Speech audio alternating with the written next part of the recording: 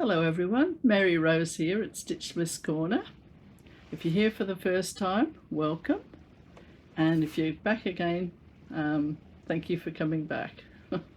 Now, today is February the 10th, 2019, and I'm just going to do an update on the Skating Minister. I'm just going to talk about a few stitchings that I've got planned, one of which has fallen on the floor. Never mind. And what else have I got? Oh, a little thing for Valentine's Day that will be linked below. It's a little piece out of The King and I, not the modern version, but the version starring Brynner and Deborah Kerr. But this isn't either one of them. This is a song, and it's especially for all those couples that have been together for a long time, shall we say, like me and Harlequin. so I've got that just linked below for you. What else have I got? Oh, you know, bits and bobs as we go along. Because as you know, I don't like editing. Well, I don't know if you know that, but I don't really like editing unless it's absolutely necessary. So you'll see the top of my head very shortly as I retrieve this that I've dropped on the floor. So excuse me a moment, please.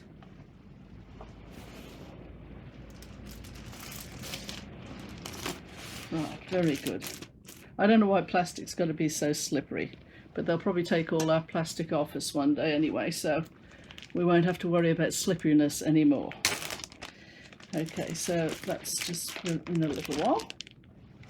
Now, what shall I start with?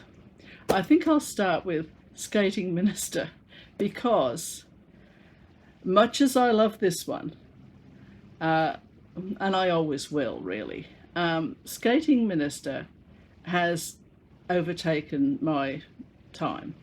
Not that I'm complaining, because it's a joy to work on, and it's a model stitch really for Harlequin, because he used a particular program, but he did a lot of the fine touches to put the chart together and everything. Well, you know, I mean, he did ask me what my preferences were, and you know, we sat and looked at it and all that sort of thing. But I think he's very interested as well to see the final piece, because no one else has stitched this particular picture with this particular program as far as I know. So it's all an adventure for him and for me. And this program, we have used it before, and I did do the picture. It was from a photograph of a wolf, and I did that for my sister, and this is how it came out. And I got that framed by my favourite framer. She loves him, and I think he's lovely too. I did do another one, but it wasn't the same program.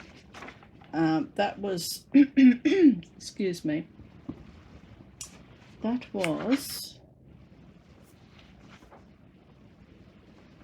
this one here. It's slightly different, but you can't really tell on Flosstube, but it is slightly different. And I did that for us, and I put a little silver frame around it, which I was very happy with. Okay, so now we'll go on to Skating Minister. I'll just show you that's his picture. And here he is.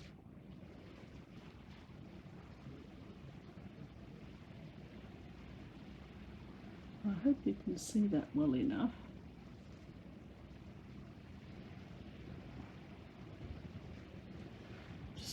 Just hang on a minute while I just get this other light over here. Let's see if we can shed a bit more light on the subject. Oh gosh.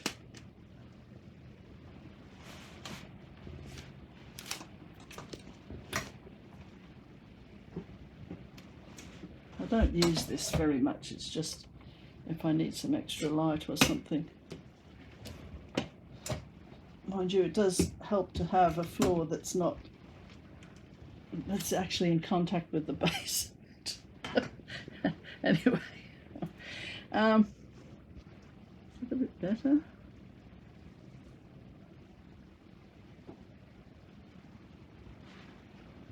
I don't know if it is, but I'm very happy with him. I think he's turning out very nicely indeed. Maybe if I put him up close, you'll be able to see him. And most of the colours in him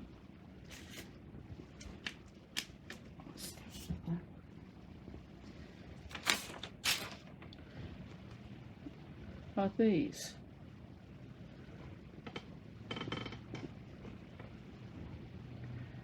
And that's 823, 939, 310, 154 and 934. Michelle Bendy stitches using 934 in her Contessa Haid. But it's very interesting to see those colours.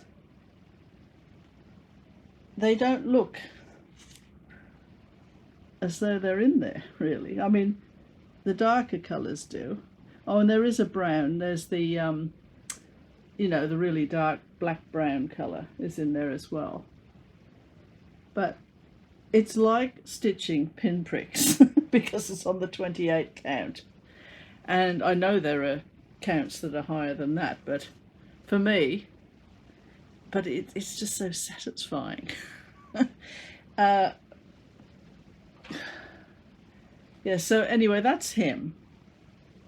Now, just for people who are interested in the actual program, and there have been some people that have been wanting to know the name of it and all that sort of thing.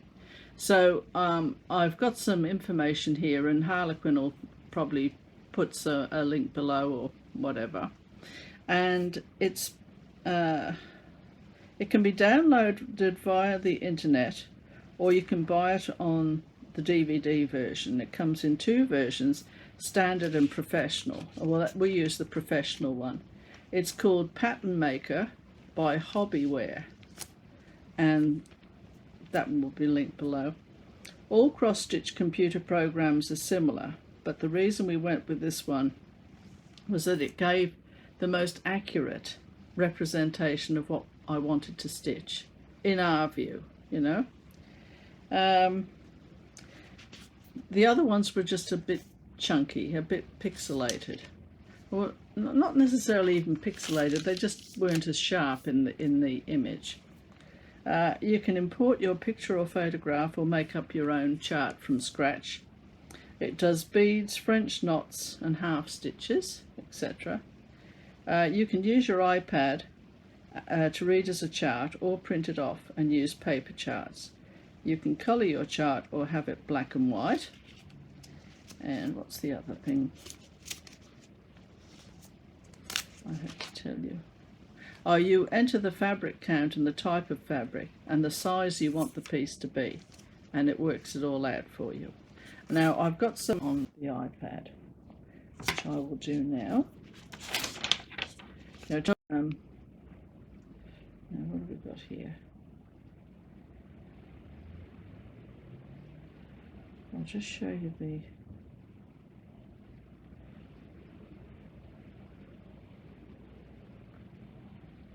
chart. Yes. See, that's how you can have it on your iPad. And then you've got down the side shows you the position that each page is so that you can check and make sure you're in the right area. So it gives you all the pages. Oh yes, and of course you can make it bigger on your iPad, which is excellent. So there's that bit. Then there's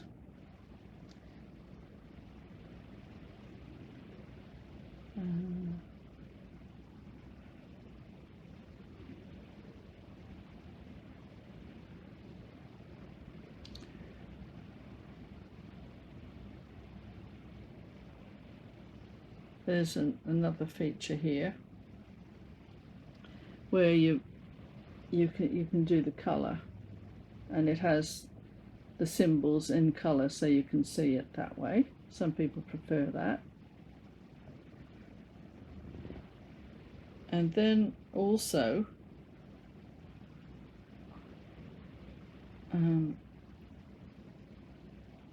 if you're after, say you want to know how many 939 squares there are, you can do that and it'll show you the 939 or any other colour that you like. That's 823. Was it 823 or 826?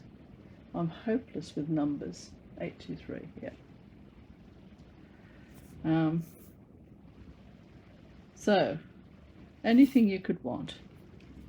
I mean, I work off the paper most of the time, but I've got it there if I need it, which is just great. Now, what else was I going to say?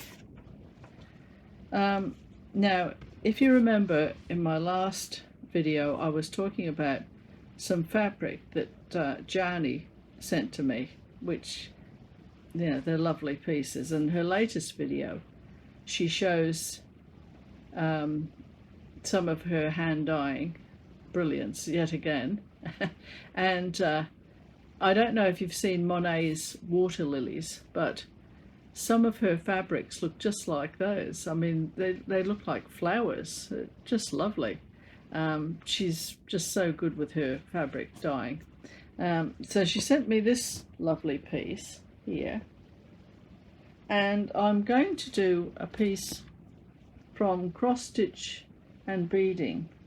This was 2008 October, issue number 76, and I'm going to do this fellow here on the orange. Shall I just find this full picture? There. I think he'll go very nicely on there. I'll probably change this here to purples and things, you know, so it'll pop off the orange. But we'll see how we go. That's in the future, because I really cannot indulge myself and start that yet. Now the other one I was going to show you was another piece of fabric that Yany sent, and it's this purple, or mauves and purples and greens on it. Absolutely lovely. Wait till I just get the, yeah.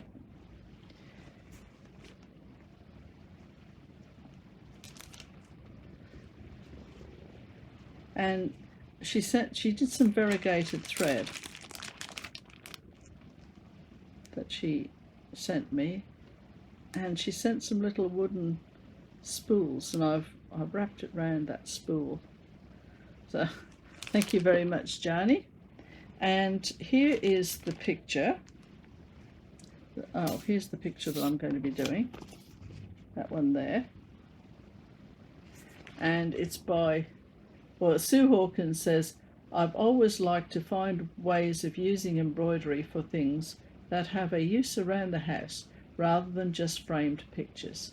I was originally thinking of sampler motifs, but as soon as I saw these fat little cherubs in a dusty old booklet, I couldn't resist them. One day they will hang in my newly decorated bathroom.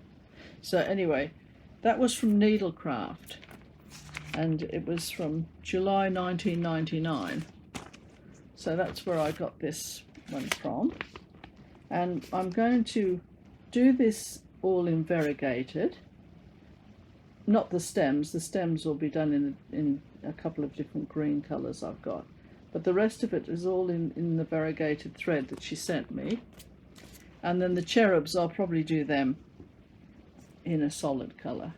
So that's where I am so far.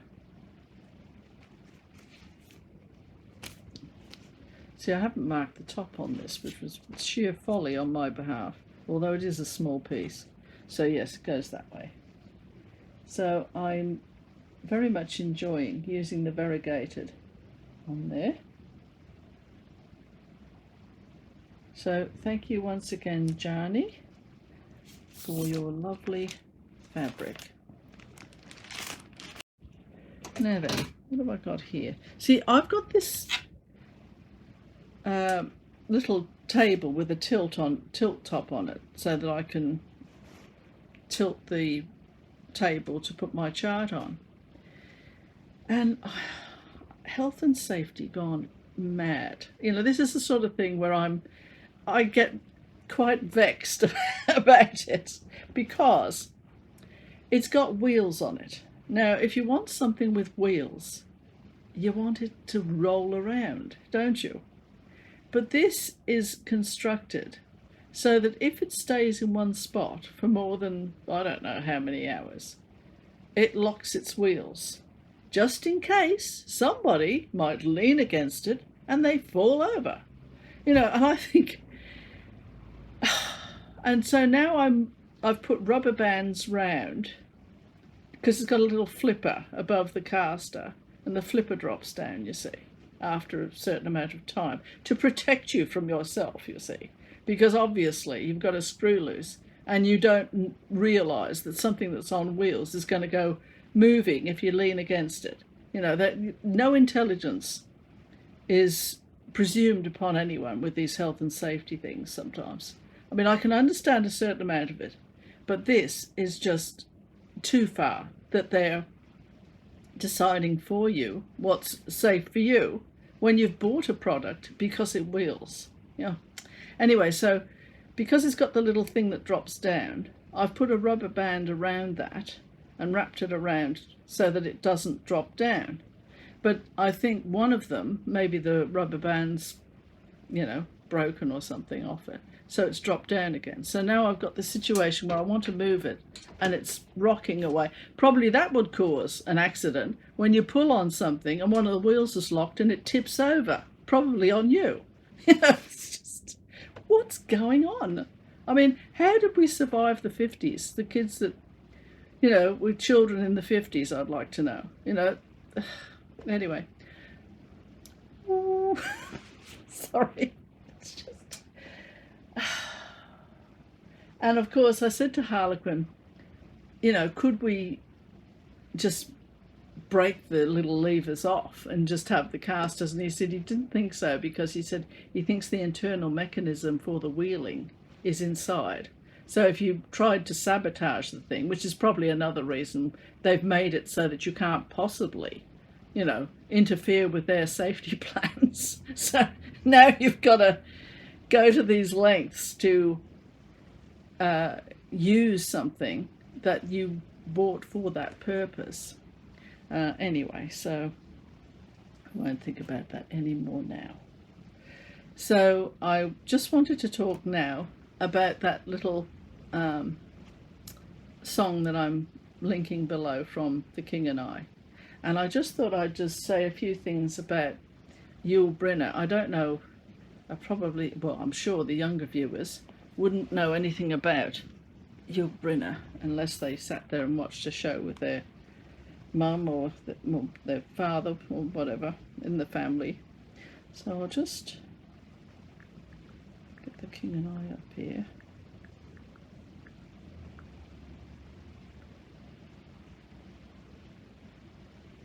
And in the future I might do another few links, actually, because I mean, really and truly, he was just magnificent.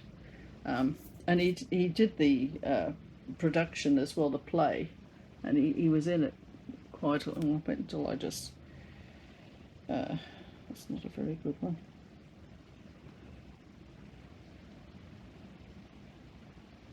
Oh, that's better. He's got the costume on there. And there's Deborah Kerr in a huge dress that they said it weighed about 30 or 40 pounds. And in one of the scenes they were dancing. Oh, I think I'll put that one in net as well. I'll link that one below. It's called Shall We Dance? And this is based on, the film is actually based on a true story, but it's not, you know, the king complained, the actual real life king that this is based on a king of Siam, which is modern day Thailand.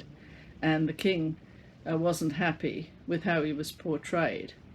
You know, he said it's mostly fiction, but at the same time, it was sort of like a tribute to him as well, because he was trying to modernize his country, bring it sort of more towards the modern era, shall we say.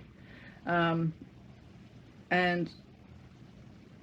I think it's mostly entertainment, but you know, it does have some magic little moments in it, put it that way. And the costumes and everything, you know.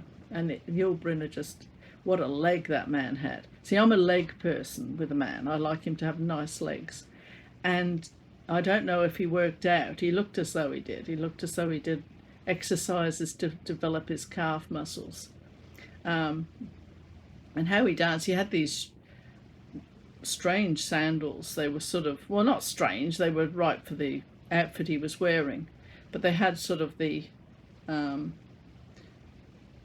almost like a band you put round your head. He had that round his instep of his foot, and then somehow it strapped on, and somehow he managed to whiz Deborah Kerr around the room with these shoes that looked as though they'd fall off, but they didn't.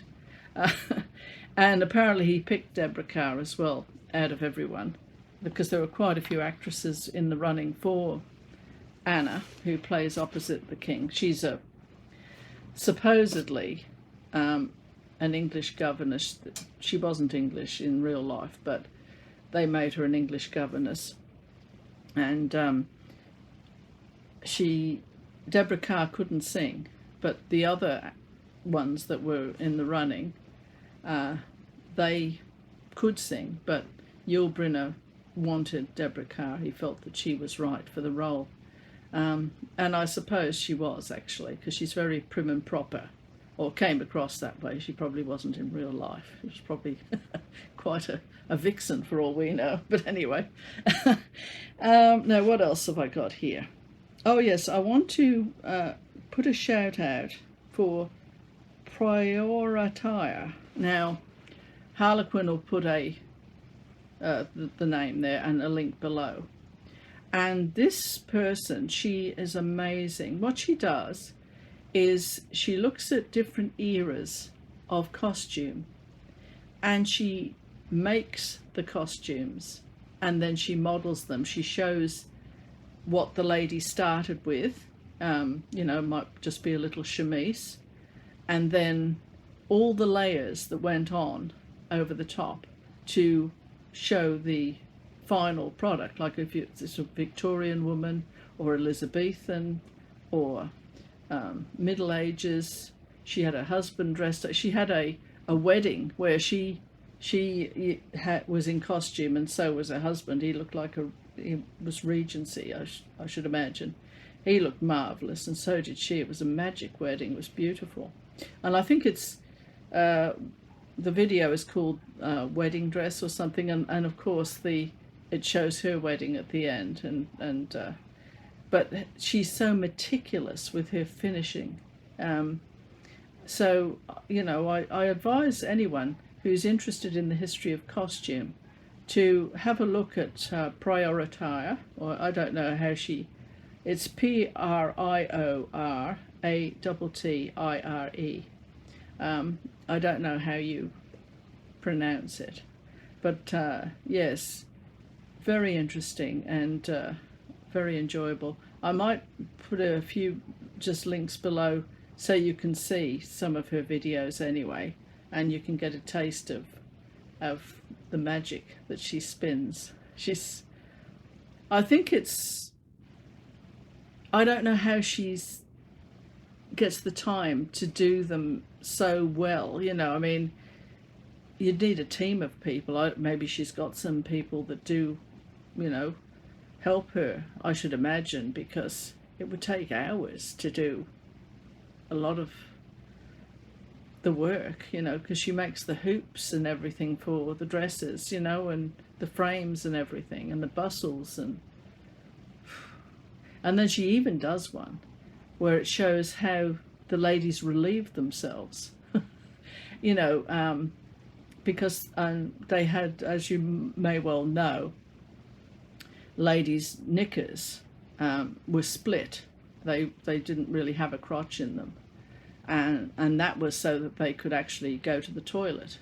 But the point is, even if you did have that, you'd still, you know, have to perform acrobatics, I should imagine, to make sure that you came out the same way as you went in, shall we say.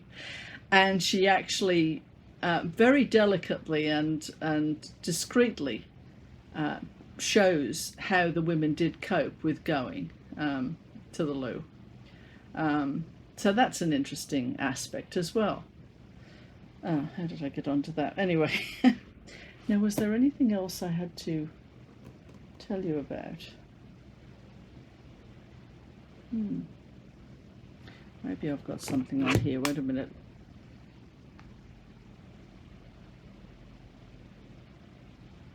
Oh, no, I think that was just about the king and I, but I don't think I'll go any further into that, only if someone asks me.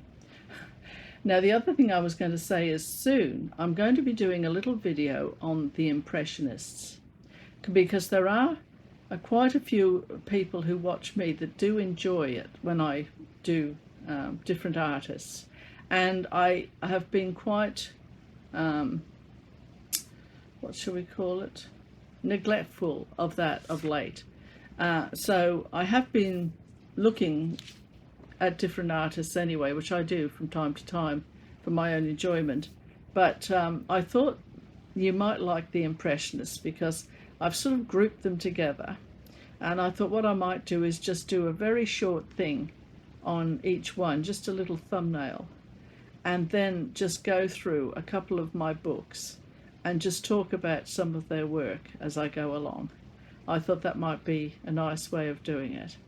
And there's one there, and I thought to myself, I might have to get Harlequin fired up again with the computer program, because it's a cracker. It really is. Oh, but then, you know, I'd sort of like to do that on 28 count, and I don't know about stitching those pinpricks. I mean, I don't like to use magnifiers or anything either, so anyway, I don't know, I might have a crack at it. We'll see, because I still have other things to do anyway. I've still got Harlequin, you know, the painting from that program as well to do. I've still got Heaven on Earth to do, and then there are my dear little cherubs waiting for me. So, you know, there's always something to do when you're a stitcher. I mean, you're never bored, you know, are you?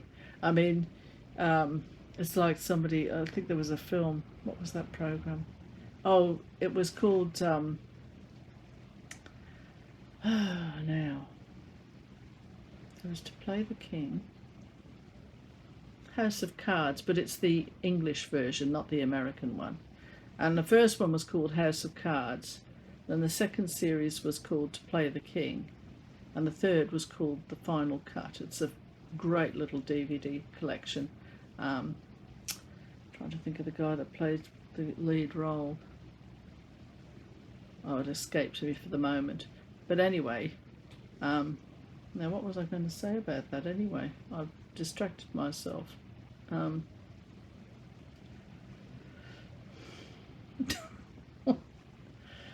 Wait a minute.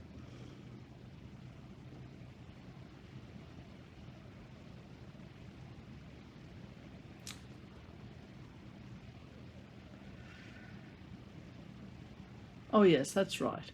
One of the characters in there was talking about being drunk, and he said, when you're drunk, you're never bored. He said, you might be a bore to others, and he said the moments pass by in quite a happy way. He said, and I thought, well, oh, fancy racking my brain to think of that. But I thought the same thing for stitching. You're never bored. So it's probably good that just turned off. I mean, that's never happened to me before. Maybe I was boring the iPad. Anyway, well, I was right near the end anyway, wasn't I? So I think that's all I have to say now. And the reason why I'm putting that little clip down there from the King and I is because of Valentine's Day, which I should have said right from the beginning. And I'm hoping to catch up with you after, after a little while, because I'm thinking I wouldn't mind doing the Impressionist one next. And then I can do an update on everything else, which might be a good idea. And I think that's just about all. I'm just trying to read here if there's anything else I've got on my little list, but I don't think so. I think I've taken up enough of your time for today. So thank you very much for watching. I do appreciate everybody who puts in comments, who is so kind to me. I do really appreciate the lovely things that you say. And I would also like to wish you all happy stitching until next time. Goodbye for now.